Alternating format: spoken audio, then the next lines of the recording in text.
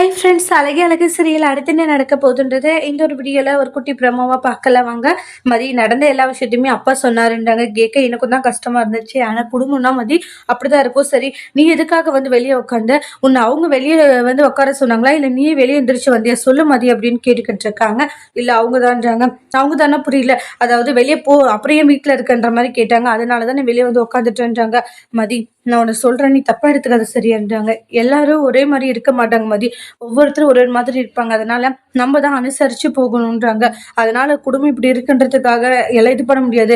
எல்லாரும் அப்படி வாழ்ந்து வந்துட்டு இருக்கவங்க தானேன்றாங்க. என்னம்மா நீ இப்படி பேசிட்டு இருக்க, அப்ப அனுசரிச்சு போ அப்படின்னு சொல்ல வரியான்றாங்க. அதுதானே மதி வாழ்க்கைன்றாங்க. அம்மா வாய்ப்பே இல்லம்மா, என்னால ஒரு நாளும் அப்படி இருக்க முடியாது. அது குடும்பம் அதுன்றாங்க. அது குடும்பம் இல்லம்மா, ரொம்பவே மோசமான ஒரு இடமா இருக்கு. எப்படிதான் அப்படியெல்லாம் வாழ்த்துட்டு இருக்காங்கன்னே தெரியலன்றாங்க. மதியோடைய அம்மா அப்பா எல்லாருமே அட்வைஸ் பண்றாங்க. இங்க பாரு, உனக்கு கஷ்டமா தான் இருக்கும், நான் இல்லைன்னு சொல்லல சரியா, ஆனா எல்லாமே போக போக சரியாயிடும். கொஞ்சம் நீ பொறுமையா இருன்றாங்க. அதனால கொஞ்சம் கால அவகாசம் கூட எடுத்துக்கோன்றாங்க. அதுக்காக உடனே நான் போனாலும் சொல்லலை, யோசிச்சு பாருன்னு சொல்லுவாங்க.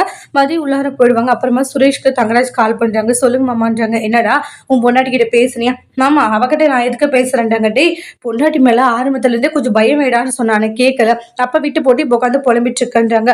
என்ன உங்க அண்ணனை பாத்தியா, ஆர்வத்துல இருந்து கொஞ்சம் மலர அடுக்கி வச்சதுனால இப்ப எல்லாரும் சொல்றதை கேட்டு நடந்துக்கிறா. இல்லைன்னு வச்சுக்கோங்க, மதி மாதிரிதான் அவளும் பண்ணியிருப்பா. அதனாலே ஆரம்பத்துல இருந்து கொஞ்சம் அடுக்கி வச்சிருக்கணும். நீ அடுக்கி வைக்கலடா சுரேஷ், உன் பொண்டாட்டிக்கு நீ தூது போயிட்டேன்றாங்க. மாமா என்னமாம்மா சொல்லிட்டு இருக்கீங்க? பின்ன ஆமாடா, அப்படிதான் சொல்லுவேன் நானு. நீ அப்படிதான்டா போயிட்ட. அதனாலதான் வந்து உன் பொண்டாட்டி பின்னாடியே வந்து அவ என்ன சொல்றாளோ ஆமா சாமி நீட்டு இருந்தேன். இன்னைக்கு இப்படி ஆயிடுச்சுன்றாங்க. மாமா நீங்க சொல்ற மாதிரி எல்லாம் இல்ல மாமா நான்ன்றாங்க. நீ அப்படிதான்டா இருந்த, அப்படி இருந்ததுனால தான் உன்னை இப்படி வச்சு செஞ்சுட்டு போயிட்டானு இன்னும் வெறுப்பேற்றி விட்டு போன் வச்சிருவாங்க.